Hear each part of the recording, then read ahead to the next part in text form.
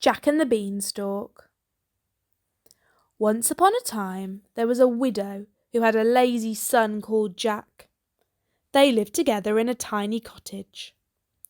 Jack and his mother were very poor. As time went on, they became poorer and poorer, while Jack grew lazier and lazier. Soon Jack and his mother were so poor that all they had left in the world was one cow. At last the day arrived when Jack's mother said, "Tomorrow you must take our cow to market and sell her. She is all we have left in the world. Be sure that you get a good price for her." The next day Jack set off for the market. On the road he met a butcher who asked him where he was going with the cow. When Jack told him, the butcher said, "I will exchange these beans for your cow." He showed Jack some strange-looking beans, all of different colours. "I would be a fool to exchange my cow for your beans," said Jack. "Ah, but these are not ordinary beans," replied the butcher. "They are magic beans." Jack thought what a fine thing it would be to have some magic beans. So he gave the cow to the butcher, put the beans in his pocket, and set off for home. "Look, mother!" cried Jack. "I have exchanged our cow for these magic beans." His mother was very, very angry. "You silly boy! Now we shall surely starve." In her anger, she threw the beans out of the window and sent Jack upstairs to bed without any supper. The next morning, when Jack woke up, his room was much darker than usual.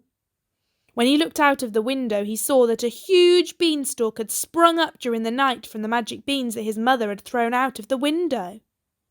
Jack ran outside and immediately began to climb the beanstalk. He climbed and climbed, but whenever he looked up, the top of the beanstalk still stretched upwards out of sight.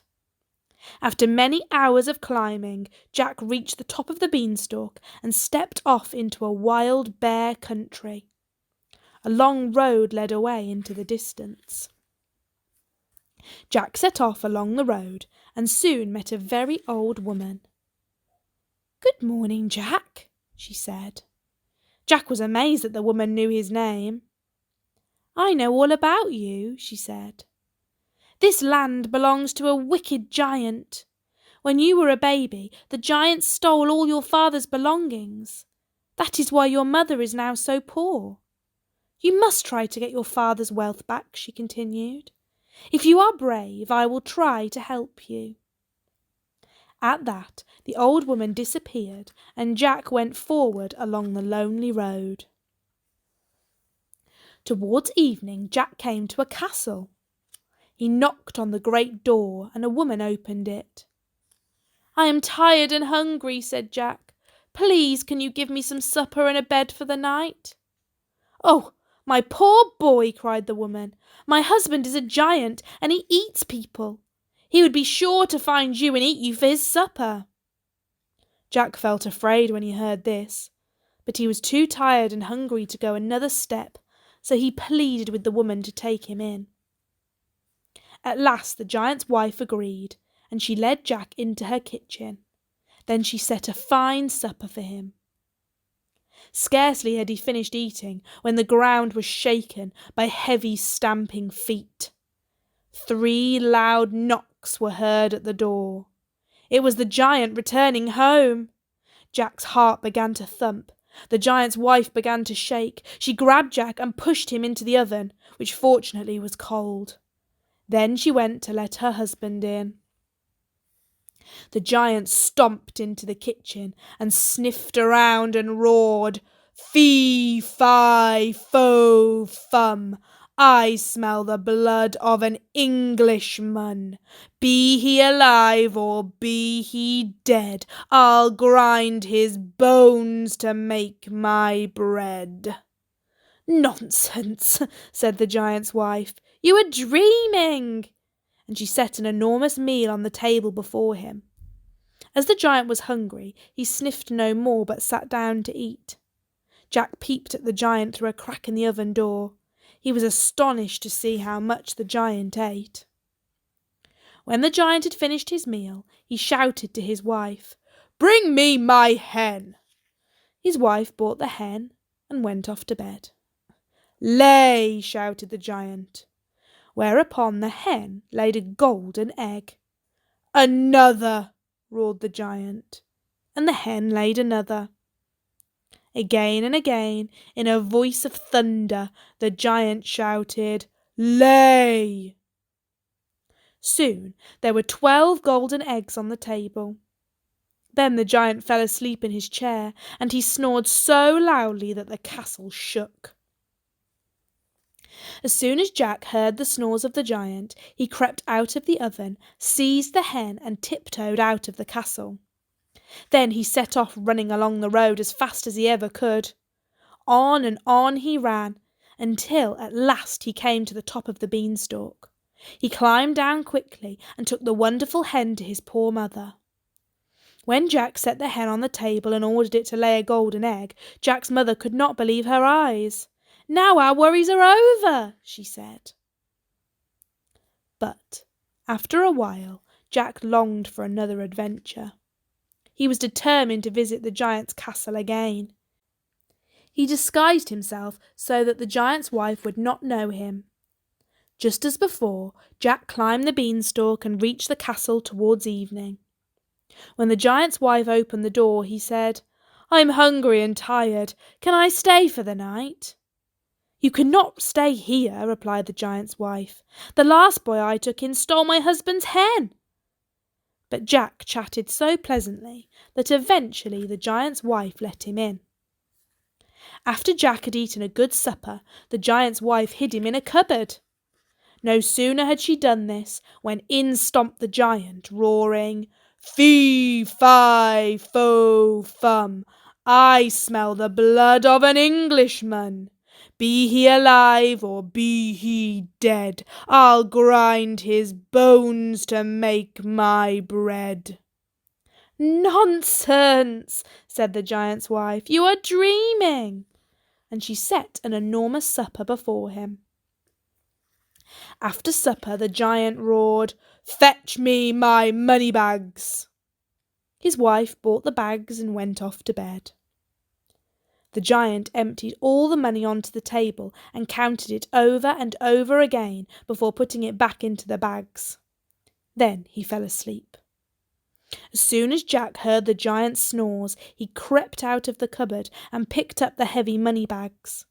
He managed to sling them over his shoulder, then let himself out of the castle as quietly as possible. Jack could not run along the road because the money bags were so heavy, but he reached the top of the beanstalk safely.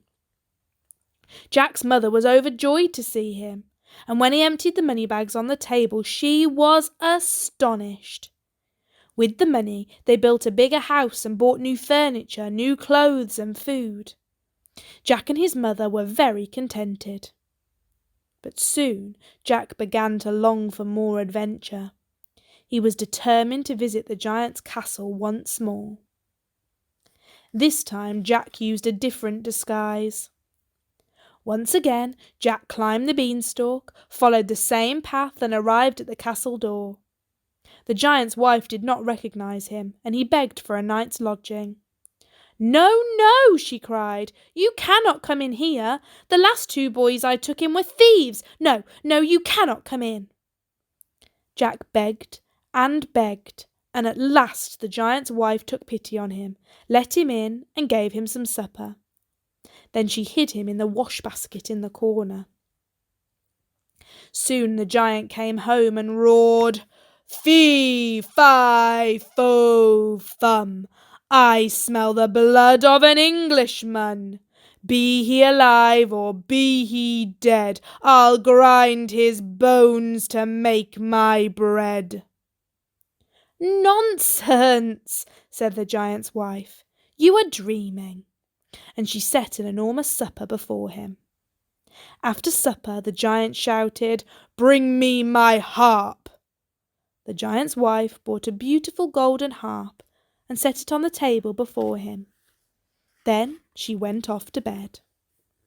"Play!" roared the giant, and the harp began to play of its own accord. Jack had never heard such sweet music. The harp continued to play until the giant was almost asleep. Then he shouted, "Stop!" and the music stopped. As soon as Jack heard the loud snores of the giant, he jumped up out of the corner and seized the harp.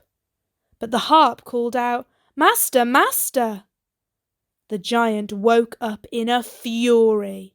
"You are the boy who stole my hen and my moneybags," he bellowed.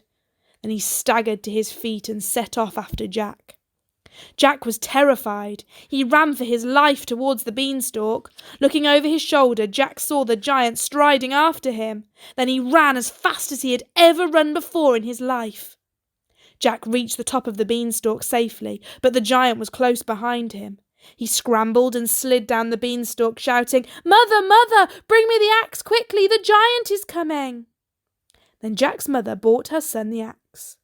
By then, the giant was climbing rapidly down the beanstalk. Jack swung the axe with all his strength and gave one mighty blow at the beanstalk. The beanstalk toppled down, and there was a tremendous thud as the giant was thrown headlong to the ground. The giant fell dead in Jack's garden, and so big was he that he filled it from end to end. Pointing at the giant, Jack said to his mother, "He robbed us of all our wealth." At that moment, there appeared the old woman who had talked to Jack. She told them that she was really a fairy, and that it was she who had made Jack take the magic beans in exchange for the cow. She had wanted him to climb the beanstalk, and she had led him to the giant's castle. "Your troubles are over now," the fairy told Jack and his mother.